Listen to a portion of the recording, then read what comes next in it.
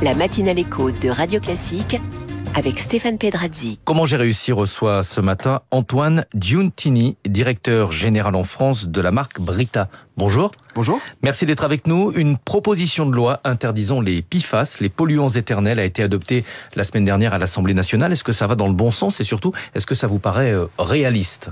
Alors oui, ça va dans le bon sens, mais je salue cette nouvelle proposition et cette adoption de loi, puisqu'elle va permettre une meilleure protection de notre santé et de notre environnement. Et c'est aussi ce que nous défendons, nous, chez Brita, comme entreprise citoyenne et engagée. Mais cette loi ne va pas résoudre le problème des PFAS qui sont déjà présents dans l'environnement. Pour cela, il va peut-être falloir les filtrer, c'est votre métier. Est-ce qu'on sait le faire et si oui, de quelle manière ? Alors, les filtres Brita Maxtra Pro, que vous retrouvez dans nos carafes, réduisent les deux PFAS les plus communément retrouvés, à savoir les PFOS et les PFOA.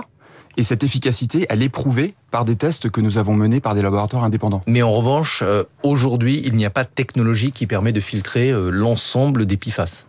Alors, les PFAS, c'est une famille extrêmement large. Qui de compte polluants éternels. Voilà, par définition, on a du mal à s'en débarrasser.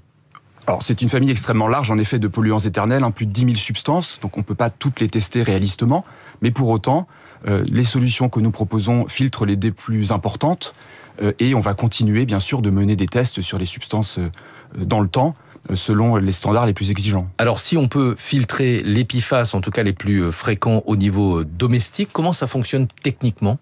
Alors, c'est très simple. Nos filtres contiennent principalement du charbon actif, qui est fait à partir d'écorce naturelle de noix de coco. Et ce charbon actif est prouvé pour réduire les substances dont on vient de se parler, mais aussi pour réduire les substances qui altèrent le goût de l'eau, notamment le chlore. Et donc, vous avez une eau du robinet qui est plus pure et plus agréable au goût, bien sûr, et sans bouteille plastique à usage unique. Voilà, l'alternative, c'est effectivement de boire de l'eau en bouteille, mais là, ça pose un autre problème sur le plan sanitaire. Une étude américaine a révélé la présence de 240 000 microparticules de plastique par litre d'eau en bouteille. Donc forcément, l'alternative n'est pas non plus pure à 100%.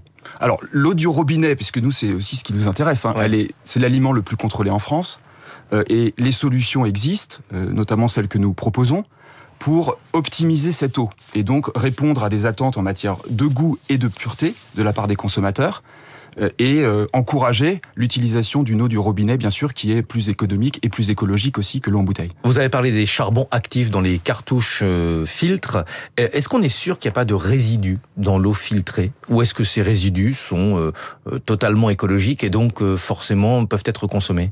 Non, l'eau, elle est parfaitement consommable, bien sûr. Ouais. Le charbon, c'est un ingrédient qui est d'origine naturelle, puisque ce sont des écorces de noix de coco.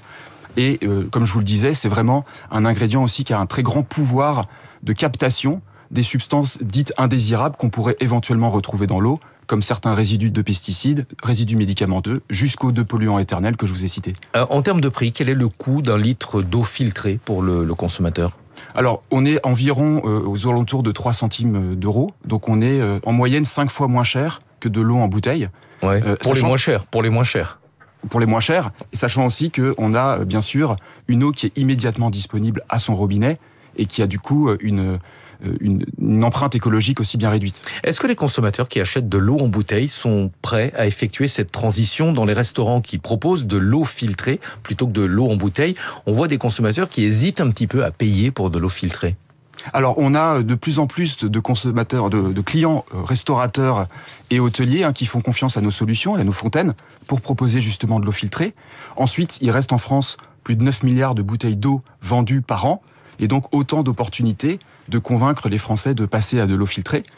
Et c'est notre ambition. On a eu récemment plusieurs études sur la qualité de l'eau du robinet, des études qui ne sont pas forcément très encourageantes. Est-ce que vous, en parallèle, vous avez constaté une augmentation des ventes à chaque fois que ces études plutôt négatives ont été publiées ?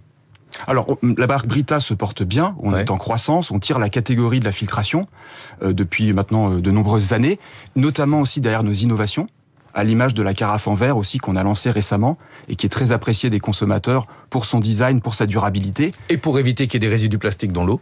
Et aussi pour permettre d'avoir une carafe qu'on puisse garder à vie. Oui. Et c'est aussi l'intérêt de cette carafe. Et là aussi, on est présent aujourd'hui dans plus de 20% des foyers français. Et on a l'ambition d'être présent dans un foyer sur deux, donc 50% à horizon 2030. Et est-ce que vous visez également le marché des professionnels ? Bien sûr, on a aussi des solutions pour les professionnels, des fontaines à eau pour les bureaux, les restaurateurs, les hôteliers, et aussi des filtres à destination de machines professionnelles comme des machines à café ou des fours de boulangerie. Merci beaucoup d'être venu ce matin. Antoine Giuntini, je ne sais pas si je l'ai bien prononcé. Tout à fait. Directeur général en France de la marque Brita, et bravo donc pour cette réussite et cette capacité à filtrer les polluants éternels, les 2 PFAS les plus fréquents. À suivre, Luc Ferry pour l'Esprit des mots juste après.